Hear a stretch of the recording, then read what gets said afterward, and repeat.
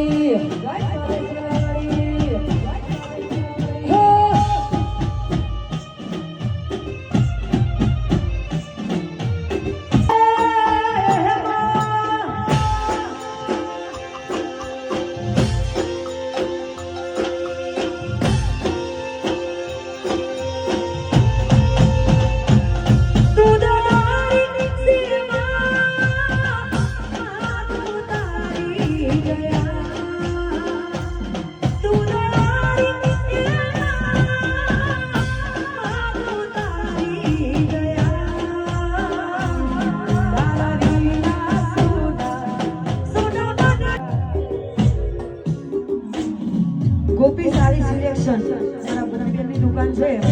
ગોપી sari selection તો એકવાર બધા જરૂરથી જજો, મુલાકાત લેજો મારા ગોપીબેનની દુકાને। અને ખાસ ગોપીબેન માટે ગાઉં છે માટે